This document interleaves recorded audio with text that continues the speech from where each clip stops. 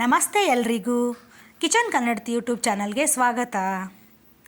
ಇವತ್ತು ನಾನು ಹಸಿ ಮಾವಿನಕಾಯಿಂದ ಗುಳಂ ಮಾಡೋದು ಹೇಗೆ ಅಂತ ತೋರಿಸ್ತಿದ್ದೀನಿ. ಈ ಮಾವಿನಕಾಯಿ ಸೀಸನಲ್ಲಿ ಎಲ್ಲನೂ ಒಂದು ಮಾವಿನಕಾಯ್ದು ಏನು ಬರುತ್ತೋ ಅದೆಲ್ಲ ಮಾಡಿ ಇಟ್ಕೊಬಿಡ್ಬೇಕು. ಇವಾಗ ನಾನು ಹಸಿ ಮಾವಿನಕಾಯಿಂದ ಅದನ್ನು ಗುಳಂ ಮಾಡೋದು ಹೆಂಗೆ ಅಂತ ನೋಡೋಣ. ಅದಕ್ಕೊಂದು 4 ಮಾವಿನಕಾಯಿ ತೊಗೊಂಡಿದ್ದೀನಿ. ನೀವು ಯಾವುದಾದ್ರೂ ತೊಗೋಬೋದು. ಹುಳಿ ಮಾವಿನಕಾಯಿ, ಇನ್ನೊಂದು ಗೋಯ ಮಾವಿನಕಾಯಿ ಅಂತ ಬರುತ್ತೆ, ಅದು ಸ್ವೀಟು, ಅದಾದರೂ ತೊಗೋಬೋದು, ಯಾವುದಾದ್ರೂ ತೊಗೋಬೋದು ಹಸಿ ಮಾವಿನಕಾಯಿ. ಅದನ್ನ ನಾನೊಂದು 2-3 ಸಲ ಕ್ಲೀನಾಗಿ ತೊಳೆದು ಒಂದು 2 ನಿಮಿಷ ನೀರಲ್ಲಿ ಬಿಟ್ಟಿದ್ದೆ. ಹಾಗೆ ಅದು ಕ್ಲೀನ್ ಆಗಿದೆ. ಅದನ್ನ ಇದೇ ಥರ ಎಲ್ಲನೂ ಸಿಪ್ಪೆ ತಗೊಂಬಿಡ್ಬೇಕು. ಮೇಲ್ಗಡೆ ಸಿಪ್ಪೆ ಇಟ್ಟು ಮಾಡಬಾರ್ದು, ಫುಲ್ ಎಲ್ಲ ಸಿಪ್ಪೆ ತೆಗೆದು ನೀಟಾಗಿ ಮಾಡಬೇಕು. ಆಲ್ಮೋಸ್ಟ್ ನಾನು ಇವಾಗ ಏನು ಮಾಡಿದ್ದೀನಿ ಅಂತಂದರೆ ಈ 4 ಮಾವಿನಕಾಯಿನೂ ಅದೇ ರೀತಿ ಸಿಪ್ಪೆ ತೆಗೆದು ಇಟ್ಕೊಂಡಿದ್ದೀನಿ. ಇದನ್ನು ಇವಾಗ ನೀಟಾಗಿ ತುರ್ಕೋಬೇಕು. ಆದಷ್ಟು ನಾವು ತುರಿಯೋ ಮಣೇಲಿ ಕೆಲವೊಂದು ಚಿಕ್ಕ ಕಣ್ಣಿಂದಿರುತ್ತೆ, ದೊಡ್ಡ ಕಣ್ಣಿಂದಿರುತ್ತೆ. ಆದಷ್ಟು ನಾವು ದೊಡ್ಡ ಕಣ್ಣು ಬರುತ್ತಲ್ಲ ಆ ಸೈಡೇ ನಾವು ತುರ್ಕೋಬೇಕು. ಅದು ಹೆಂಗಂದ್ರೆ ಮಾವಿನಕಾಯಿ ತುರಿದಿರೋದು ಉದ್ದುದ್ದಾಗಿ ಬರಬೇಕು, ಅಂದ್ರೇ ಅದು ಗುಳಂಬು ಚೆನ್ನಾಗಿ ಬರುತ್ತೆ. ಹಾಗಾಗಿ ನಾನು ದೊಡ್ಡ ಸೈಡ್ ಯಾವುದಿರುತ್ತಲ್ಲ, ದೊಡ್ಡ ಕಣ್ಣು ಸೈಡು, ಅದನ್ನೇ ನಾನು ಆ ಕಡೆನೇ ತುರ್ಕೋತಿದ್ದೀನಿ. ಅದೇ ಥರ ಎಲ್ಲನೂ ನೀಟಾಗಿ ಒಳಗಡೆ ಅದು ಗೊಪ್ಪೆ ಬರುತ್ತಲ್ಲ ಆ ಇದು ಬರೋವರೆಗೂ ನೀಟಾಗಿ ತುರ್ಕೋಬೇಕು. ಇದು ಹೆಂಗಂತಂದರೆ ಈ ಸೀಸನ್ ಮಾವಿನಕಾಯಿ ಸೀಸನ್ ಇದ್ದಾಗ ಮಾಡಿ ಇಟ್ಕೊಂಡ್ಬಿಟ್ರೆ ಅದು 6 ತಿಂಗಳಿಂದ 1 ವರ್ಷ ಇಟ್ಟರೂ ಕೆಡಲ್ಲ. ಆಚೆ ಕಡೆನೇ ಇಡ್ಬೋದು, ಫ್ರಿಜ್ಜಲ್ಲಿ ಇಡಬೇಕಂತ ಏನಿಲ್ಲ. ಹಾಗಾಗಿ ಇದೇ ಥರನೇ ಎಲ್ಲನೂ ತುರ್ಕೊಂಡೆ. ನಾನು 4 ಮಾವಿನಕಾಯಿ ತುರ್ಕೊಂಡಿದ್ದು ಇಷ್ಟಾಗಿದೆ, ಬಂದಿದೆ ಇಷ್ಟು. ಇದನ್ನ ಇವಾಗ ನಾನು ಗ್ಯಾಸ್ ಮೇಲೆ ಸ್ವಲ್ಪ ಅದನ್ನು ಒಂದು ಪ್ಯಾನ್ ಇಟ್ಕೊಂಡು ಆಲ್ರೆಡಿ ಒಂದು ಕಡಾಯಿ ಇಟ್ಕೊಂಡಿದ್ದೀನಿ. ಇದು ಸ್ವಲ್ಪ ನೀರಿರುತ್ತೆ ನೋಡಿ, ತುರಿದಿರ್ತೀನಲ್ವ, ಅದು ಸ್ವಲ್ಪ ನೀರಿರುತ್ತೆ. ಅದನ್ನ ನಾನು ಹಸಿ ವಾಸನೆ ಹೋಗೋವರೆಗೂ, ನೀರು ಬಿಟ್ಕೊಳ್ಳೋವರೆಗೂ ಸ್ವಲ್ಪ ಹಾಗೇ ಒಂದು 5 ನಿಮಿಷ ತಿರುವಾಡ್ತೀನಿ. ಇವಾಗ ಅದು ಎಲ್ಲೋ ಬೌಲ್ ಇದೆಯಲ್ಲ, ಆ ಬೌಲಲ್ಲಿ 2 ಬೌಲಷ್ಟು ಆಗಿದೆ. ಅದು 4 ಮಾವಿನಕಾಯಿಂದ 2 ಬೌಲಷ್ಟು ಆಗಿದೆ. ಇದೇ ಥರ ಕೈ ಬಿಡಿದ್ರಂಗೆ ಒಂದು 5 ನಿಮಿಷ ತಿರುವಾಡಿದೆ. ಈ ಥರ ಆಗಿದೆ. ಅದು ಹಸಿ ಎಲ್ಲ ಸ್ವಲ್ಪ ವಾಸನೆ ಎಲ್ಲ ಹೋಗಿ ಈ ಥರ ಆಗಿದೆ. ಈ ಹಂತದಲ್ಲಿ ನಾನು ತುಪ್ಪ ಹಾಕೋತೀನಿ. ಫಸ್ಟ್ ಹಾಕೊಳ್ಳೋರು ಹಾಕೋತಾರೆ, ಫಸ್ಟೇ ಹಾಕೋಬೋದು, ಬಟ್ ನಾನು ಇವಾಗ ಹಾಕೋತೀನಿ. ಅದೆಲ್ಲ ಹಸಿ ವಾಸನೆ ಬಿಟ್ಟ ಮೇಲೆ ಈ ತುಪ್ಪ ಹಾಕ್ಕೊಂಡು ಅಷ್ಟೇ ಘಮ ಬರೋವರೆಗೂ ಚೆನ್ನಾಗಿ ತಿರುವಾಡಬೇಕು. ಇದು ಸ್ವಲ್ಪ ಕೈ ಹಿಡಿಯುತ್ತೆ. ಪಟ್ ಅಂತ ಒಂದು 5 ನಿಮಿಷದಲ್ಲೇ ಆಗಿಬಿಡುತ್ತೆ ಅಂತ ಹೇಳಲ್ಲ ನಾನು. ಇದು ಸ್ವಲ್ಪ ಕೈ ಹಿಡಿಯುತ್ತೆ ಇದು ಗುಳಂ ಆಗಬೇಕಂದ್ರೆ. ಯಾಕಂದರೆ ಒಂದು 6 ತಿಂಗಳಿಂದ ವರ್ಷ ಇಟ್ಟು ನಾವು ಯೂಸ್ ಮಾಡ್ತೀವಿ, ಏನು ಕೆಡ್ದಿರಂಗಂದರೆ ಸ್ವಲ್ಪ ನಿಧಾನಕ್ಕೆ ಆಗುತ್ತೆ, ಸ್ವಲ್ಪ ಚೆನ್ನಾಗಿ ಮಿಕ್ಸ್ ಆಗಬೇಕದು. ಈಗ ನಾನು ಬೆಲ್ಲ ಹೆಂಗೆ ತೊಗೋತೀನಿ ಅಂದರೆ, ಅದು ಇವಾಗ ಘಮ ಬರ್ತಿದೆ ಅದು ಹುರಿದಿರೋ ತುಪ್ಪದಲ್ಲಿ. ಈಗ ನಾನು ಯಾವ ಅಳತೆಗೆ ನಾನು ಮಾವಿನಕಾಯಿ ತುರಿ ಇತ್ತೋ ಅದೇ ಅಳತೆಗೆ ನಾನು ಬೆಲ್ಲ ಸ್ವಲ್ಪ ಜಾಸ್ತಿನೇ ಹಾಕೋತೀನಿ, ರುಚಿ ಬೇಕು ಅಂತ. 2 ಬೌಲ್ ಇರೋದ್ರಿಂದ ನಾನು 2.5 ಬೌಲ್ ಬೆಲ್ಲ ಹಾಕೋತೀನಿ. ಅದು ತುಂಬಾ ಸ್ವೀಟ್ ಆಗಿಬಿಟ್ಟಿತ್ತು, ಜಾಸ್ತಿ ಸ್ವೀಟ್ ಆಗಿಬಿಟ್ಟಿತ್ತು ಅದು 2.5 ಬೌಲ್ ಅಂತಂದರೆ.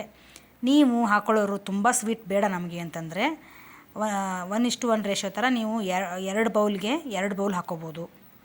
ಅದು ಸ್ವೀಟ್ ಚೆನ್ನಾಗಿರುತ್ತೆ. ಸ್ವೀಟ್ ಕಡಿಮೆ ಬೇಕು ಅನ್ನೋರು 2 ಬೌಲ್ಗೆ 1.25 ಬೌಲ್ ಹಾಕೋಬೋದು. ಅದು ನಿಮ್ಮ ಇಷ್ಟ. ಸ್ವೀಟ್ ಹೆಂಗೆ ನೀವು ಜಾಸ್ತಿ ಕಮ್ಮಿ ಮೇಲೆ ನೀವು ಯೂಸ್ ಮಾಡ್ಕೋಬೋದು. ಈ ಜಾಸ್ತಿ ಬೇಕನ್ನೋರು 2ಕ್ಕಿಂತ ಜಾಸ್ತಿ ಹಾಕೋಬೋದು, 2 ಬೌಲ್ಗಿಂತ. ಕಮ್ಮಿ ಬೇಕನ್ನೋರು ಅದಕ್ಕಿಂತ ಕಡಿಮೆ ಹಾಕೋಬೋದು. ಆ ಥರ ಸ್ವೀಟೆಲ್ಲ ನಿಮ್ಮ ಇಷ್ಟ ನೋಡ್ಕೊಂಡು ಹಾಕೋಬೋದು. ಬಟ್ ನಾನು ಸ್ವಲ್ಪ ಜಾಸ್ತಿನೇ ಹಾಕ್ಕೊಂಡಿದ್ದೆ, 2.5 ಬೌಲು. ಹಾಗಾಗಿ ತುಂಬಾ ಸ್ವೀಟ್ ಆಗಿತ್ತು, ಹಾಗೆ ಚೆನ್ನಾಗಿತ್ತು ಕೂಡ. ಬಟ್ ಇದು ಸ್ವಲ್ಪ ಅದನ್ನು ನಾನೊಂದು 5 ನಿಮಿಷ ತಿರುವಾಡ್ತೀನಿ ಚೆನ್ನಾಗಿ. ಅದು ಬೆಲ್ಲ ಎಲ್ಲ ಕರಗಬೇಕು. ಕರಗಿ ಅದು ಪಾಕ ಥರ 1 ಎಳೆ 2 ಎಳೆ ಪಾಕ ಬಿಡಬೇಕದು. ಅಲ್ಲಿವರೆಗೂ ಸ್ವಲ್ಪ ಟೈಮ್ ಹಿಡಿಯುತ್ತೆ. ಇದು ನಿಧಾನಕ್ಕೇ ಮಾಡಬೇಕು, ಅರ್ಜೆಂಟಲ್ಲಿ ಆಗೋಲ್ಲ. ನಾನು ಬೆಲ್ಲ ಸ್ವಲ್ಪ ಎತ್ತಿಟ್ಟಿದ್ದೆ ನೋಡೋಣ ಅಂದ್ಬಿಟ್ಟು ಅದನ್ನೂ ಹಾಕೊಂಡ್ಬಿಟ್ಟೆ. ಅದು ಇದ್ದರೆ ಚೆನ್ನಾಗಿರುತ್ತೆ, ಸ್ವೀಟ್ ಆದಷ್ಟು ಚೆನ್ನಾಗಿರುತ್ತೆ.